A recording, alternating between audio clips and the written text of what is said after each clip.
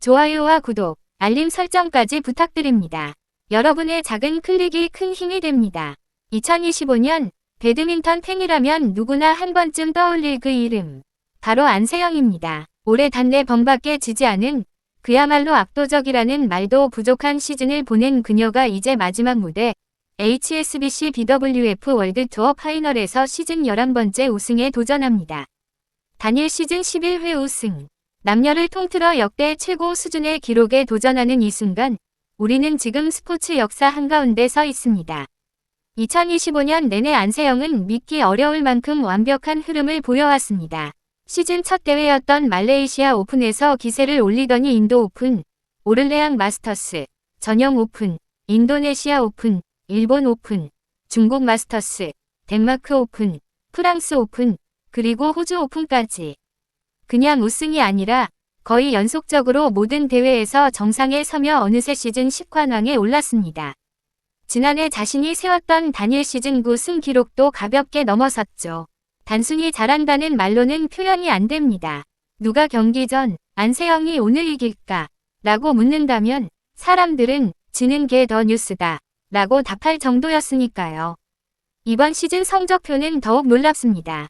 68승 4패, 승률 94.4%. 그 어떤 종목을 보더라도 이런 승률은 거의 존재하지 않습니다.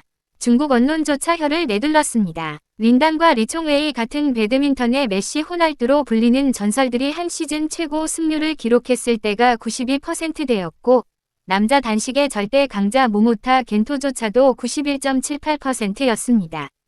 여자 단식에서 역대 최고였던 리셰루이도 91.8%. 그런데 올해 안세영은 그 모든 기록을 뛰어넘는 94.4%입니다.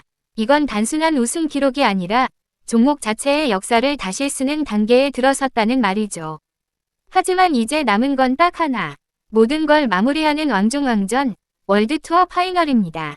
시즌 내내 뛰어난 성적을 거둔 단 8명이 선수만 서는 자리. 그 좁은 문을 통과한 선수들은 왕즈이와 한해, 야마구치 아카네, 미야자키 도모카, 콩파위 초추옹, 라차녹 인타논, 그리고 인도네시아의 푸트리 쿠스마 와르다니. 단순히 강한 선수가 아니라 올해 가장 꾸준했고 가장 위험했던 선수들만 모인 무대입니다. 이 무대에서 안세영이 우승 트로피를 들어 올린다면 시즌 11회 우승이라는 전무후무한 기록이 완성됩니다. 모모타 겐토가 2019년에 세웠던 남자 단식 단일 시즌 최다 우승 기록과 어깨를 나란히 하게 되죠. 올 초 말레이시아 오픈 우승 후 11관왕에 오르고 싶다. 던 그녀의 말이 단순한 목표가 아니라 현실이 되는 순간입니다. 하지만 문제는 이 파이널 무대와 유난히 인연이 없었다는 것입니다. 2021년에는 우승으로 축포를 쏘았지만 이후로는 조별리그 탈락, 준결승 탈락, 다시 준결승 탈락. 매년 강력한 우승 후보로 언급되었지만 이 대회만큼은 늘 뭔가 하나씩 삐끗했습니다. 그래서 올해가 더욱 중요합니다. 자신이 가장 압도적인 시즌을 보냈을 때 그 완벽함을 가장 화려한 무대에서 증명할 수 있을지. 그 질문에 대한 대답은 이제 코트 위에서 직접 써 내려가야 합니다. 그럼에도 불구하고 전문가들의 평가를 보면 이번 대회의 압도적 우승 후보는 단연 안세영입니다. 그녀의 최대 라이벌이라고 불리는 중국의 청이페이가 출전조차 하지 못했다는 점도 크게 작용합니다. 국가별 최대 2명이라는 규정 때문에 청이페이는 랭킹이 더 높은 왕즈이와 한회에게 밀려 컷오프된 것이죠. 아이러니하게도 청이페이는 안세영의 4패 중 2패를 안긴 유일한 상대입니다. 안세영 입장에서는 고마울 정도로 부담이 줄어든 셈입니다. 반대로 왕즈이는 최근 7경기에서 모두 안세영에게 패할 정도로 약세를 보이고 있어 큰 위협으로 평가되지는 않습니다. 대만 언론은 이제 위협이 없다. 안세영은 거의 무난히 우승할 것이라고까지 말했습니다. 타이즈잉이 은퇴한 것도 올해 경쟁 구도에서 큰 변수가 되었습니다. 한 시대를 풍미한 선수였지만 이제 그 빈자리는 안세영이 완전히 채워가고 있습니다. 하지만 모든 스포츠엔 변수가 있고 그 변수는 종종 강자가 아닌 도전자로부터 나오기도 합니다. BWF는 이번 대회에서 안세영의 가장 큰 경쟁자로 야마구치 아카네를 꼽았습니다. 그녀는 2025 세계선수권을 우승하기까지 무려 6번이나 준결승에 진출했던 끈질긴 선수이고 실제로 올해 한국 오픈 결승에서 안세영을 꺾으며 그녀에게 이번 시즌 유일한 결승 패배를 안겼습니다. 상대 전적에서도 앞서 있는 몇 안 되는 선수 중 하나죠. 만약 파이널에서 둘이 만나게 된다면 그 경기는 올해 최고의 경기 중 하나로 기록될 것입니다. 왕즈이도 완전히 무시할 수 없습니다. 그녀는 5연속 결승 진출이라는 대기록을 세웠고 올해만 결승에 10번이나 올랐습니다. 3개의 타이틀을 획득하며 꾸준함과 상승세를 동시에 보여줬죠. 게다가 지난해 월드투어 파이널 준결승에서 안세영을 이긴 경험도 있습니다.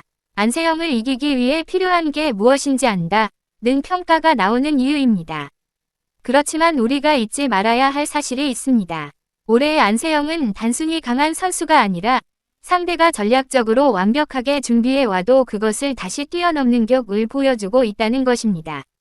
스피드, 수비, 공격 전환, 체력 관리, 집중력, 모든 것이 원숙함에 도달한 느낌입니다. 그녀가 코트 위에 서는 순간 상대는 단순히 승부를 위한 경기가 아니라 벽과 싸우는 기분이라고 말하곤 합니다. 이제 모든 시선은 올해 마지막 무대를 향합니다. 시즌 내내 쌓아온 10개의 트로피, 그리고 94.4%라는 승률. 이 모든 기록들은 파이널 우승 하나로 완성됩니다. 만약 그녀가 그 트로피를 들어 올린다면 그것은 단순히 한 선수의 전성기가 아니라 배드민턴 역사에 남을 시즌이 됩니다. 우리가 지금 이 기록을 실시간으로 목격하고 있다는 사실 자체가 놀라운 일입니다.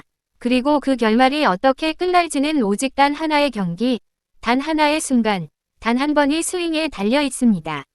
압도적인 우승 후보 안세영. 하지만 파이널에서는 누구든 도전자가 될 수 있고 누구든 주인공이 될 수 있습니다.